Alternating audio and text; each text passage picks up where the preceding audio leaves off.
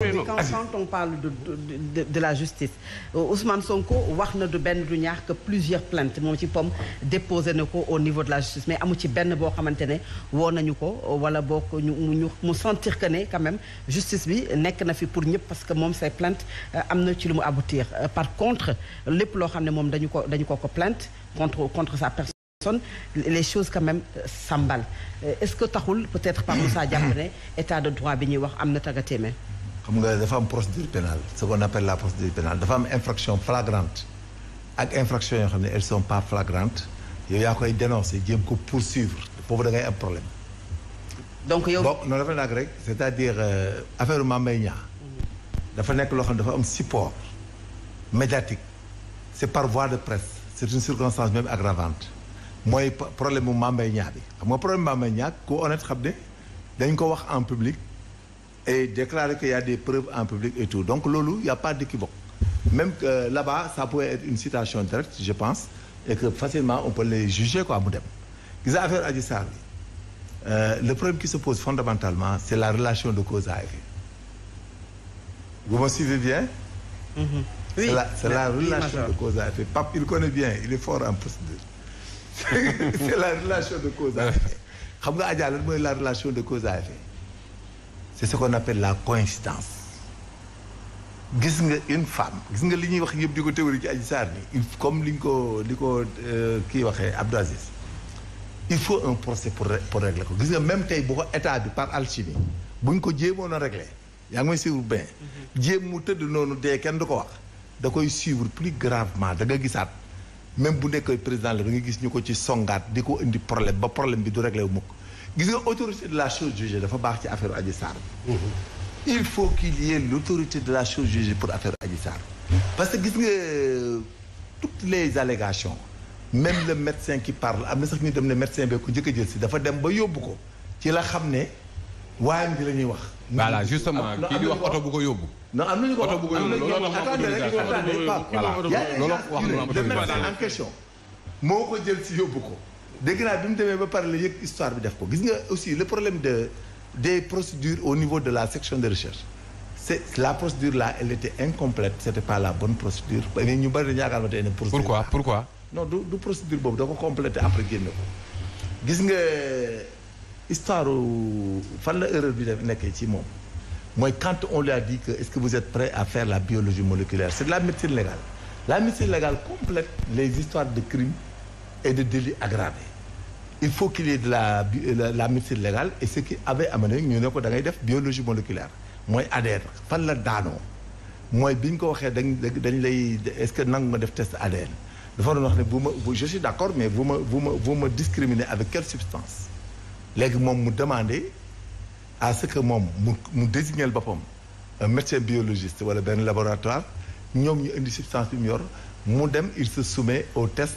ñu comparer ADN. mais lan substance boobu noonu. fan la ko jógee moom xamul substance loolu la fa la daanoo. voilà ñoom Siré son professionnel ñoo juddoo doo mbàgg doo ngir gi deewul mais nee naa la fa la daanoo c'est-à-dire munoo dem ci crime bu mel noonu ñu incriminer la ngay basé wu naan kii dafa déclaré lële kii dafa déclaré lële gis nga ay c'est subjectif dafa am loo xam ne c'est subjectif ak ce qui est objectif le constat criminel li c'est bon c'est objectif mais gis nga les simples déclarations.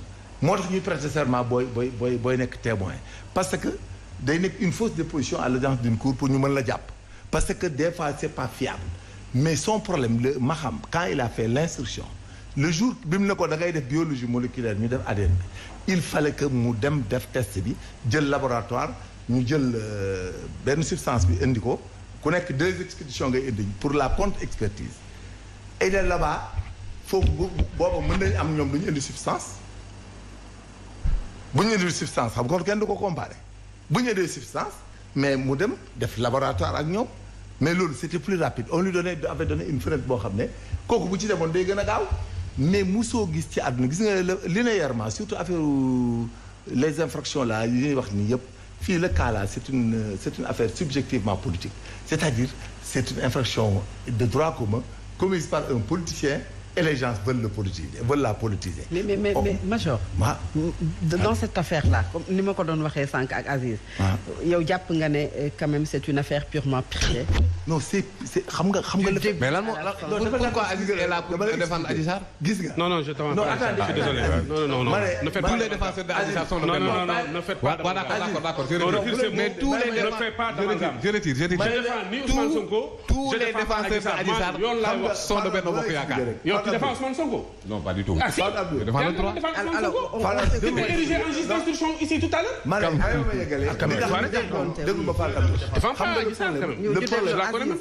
Fatou, xam nga le contact physique avec une femme quand vous avez un contact physique avec elle gis nga c'est comme un dol. L'intention est supposée. Gis nga une femme yow maa yow rek boo génne léegi gars yi dem bañu fii ci salle bi yow tout de suite xam nga émission ngay def si nga toog nii émission ngay def xam nga man dama ñëw pour def émission yow tey jii bu doon am nga benn intention bu bonne ci man na Pape Moussa génn Sall génn Marabu Sall génn Aziz génn nga yooxu du ma ñibbi boo yooxoo léegi visite ñëw jàpp dafa doon bëgg a viol muy tax sama nangam tout de suite damay toog xam nga luy problème bi c'est la relation de cause à effet wax naa leen ko dès le début. Et vous pensez ça normal, Major? Foog nga ne loolu c'est normal. mais bu ko defee il faut accusation. mais je suis pas condamné. dañ ma accusé dañ may enquête. dañ lay jàpp. non dañ lay en attendant. oui accusation yàlla garde bi tout de suite. oh quand même. tu vois léegi lan moo tax kii moom jàppuñu ko. lu tax kii jàppuñu ko moom. Sonko. mais parce que ordre public yow yaa voilà bu yàq sa théorie. yow yaa théorisé. non moom dafa dugg bu baax ba pare génn parce que loolu. Aziz la jurisprudence Sindiély bi xam nga Pape tey dafa infraction bu tu as parlé de la jurisprudence de Sindiély bi maintenant c'est cette jurisprudence qui a fait que le procureur non bu Macky Sall ne dafa mettre les coups mais boobu ñu bëri dañ koy interpeller au Sénégal parce que quand une infraction de droit commun commise par un politicien. jégal micro bi waaw boo xam ne dañ ko jéem a travestir indi ko question politique état bi pour mu am xëy na sax Macky Sall dafa bëggoon voir clair c'est normal parce que c'était la chose était étrange. Allez-y dans un nga dem ci benn Sud Beauté benn salon de massage une femme vernante qui n'a aucune notion en thérapie ni en médecine ñu naan da lay masser mais xam nga. mais man dinaa la après en quoi le procès est politique. mais il faut qu'on s'écoute aussi. da ngay déglu n'intervenez pas ma ne. jabar gi thérapeute la. écoutez bu doon man moom quel valide pour viol. on parle de relation de cause à effet. c'est des questions de droit. non relation déglu la ñu pare Fatou. Mamadou on la laisse non. déglu ma non.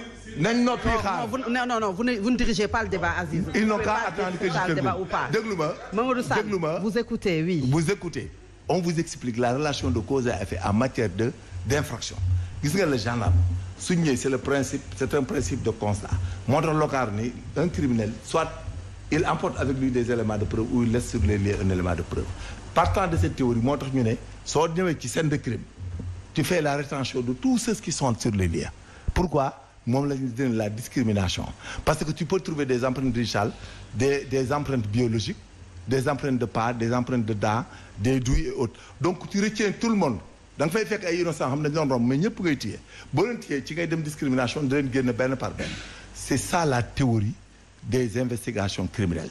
C'est-à-dire cas bi mu am une fille trouvée dans un salon de beauté la nuit boo demee mu jiñ la mu nekk complot bu ñàkk complot OPJ wala le juge d'instruction wala le procureur bi nga xam ne mooy def enquête bi fu mu jaar dana def rétention sur ta personne enquête la léegi nag si cette enquête a des incidents de droit comme ni ko Pape di waxee éliminer litis le fait d'avoir un comportement d'entrave à la justice par des voies de droit supposées on y statue mooy comme li nga wax à l'intérieur des audiences hautes il y a des incidents soulevés mais dans les cas d'espèce un état responsable c'est comme Dominique Strauss-Kahn personne ne te laisse partir et que non c'est normal parce que li nga wax la parce que tu as dit l'ordre public de limiter les dégâts et de voir plus clair.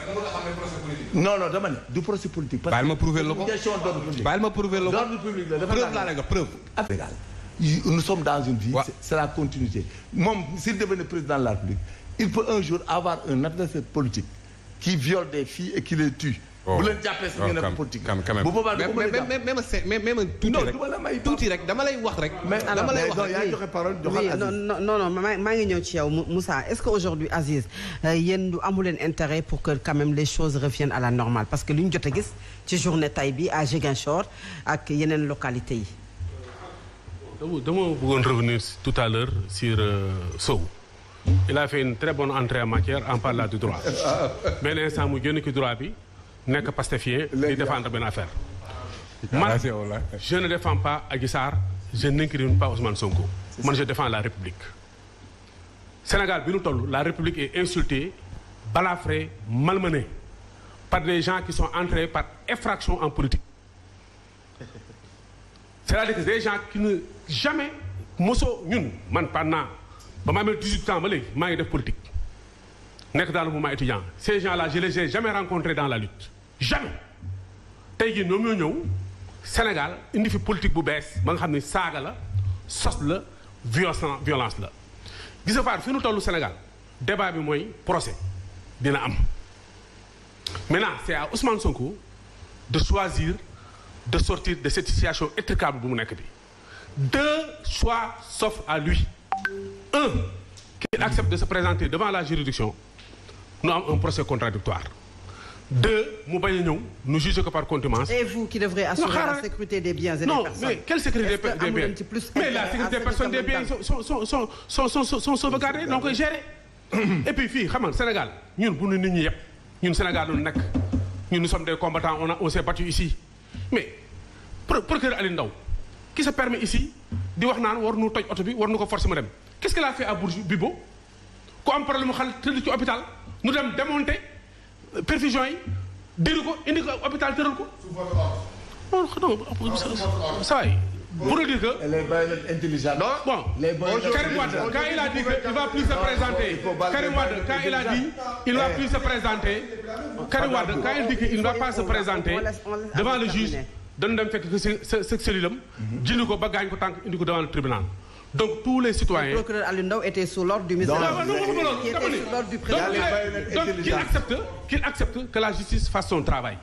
fii lu ne gis nañ ko fii lu ne gis nañ ko fi politique commencé wul par Ousmane Sonko dossier judiciaire commencé wul par Ousmane Sonko du yem ci Ousmane Sonko. Il y a des accusations le juge a fait son travail il y a une ordonnance de renvoi est-ce que vous ignorez lui-même il a attaqué l'ordonnance de renvoi devant la chambre. non xaar ma rek non il a attaqué l'ordonnance de renvoi. Pas du tout.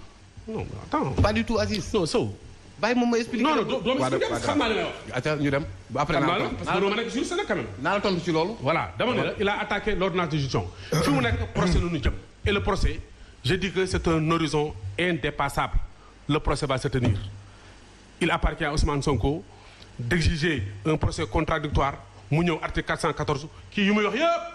Aziz quand je dis que vous yéen a war a sauvegarder la sécurité des biens et des personnes maanaam yéen a ko war a gérer alors que aujourd'hui je dis pas ça vous me laissez terminer alors qu'aujourd'hui bu ñu am manifestation wala bu fekkee ne Ousmane Sonko dafa war a wuy ju yoon souvent l'économie est à terre bu ñu ko waxee moto yi duñu daw écoles yi dañuy tëj yaa crainte bi nga xam ne ab psychose bi askan wi di nekkee loolu noonu yëpp aujourd'hui est-ce que amul beneen yoon boo xam ne mën nañu am ba dëkk bi daal mi ngi doog a bees Sénégal 93 quand on a pris Abdoulaye Wade en prison jël Moustapha Sy en prison jël la famille de Serigne Cheikh en prison jël Habib Sy en prison nous rey 6 policiers les gens ont marché et le procès s'est tenu fii procès bi kenn mënu ko arrêter on ne peut pas arrêter la mère avec ses bras xam nga fii lan moo am na ñëw sëgg bëre bu amee dëgg justice jox ko bu amul dëgg justice xañ ko mais du ñu instruire un dossier nga participer à toutes les étapes de la procédure nu def ordonnance de renvoi nga attaquer ordonnance de renvoi bi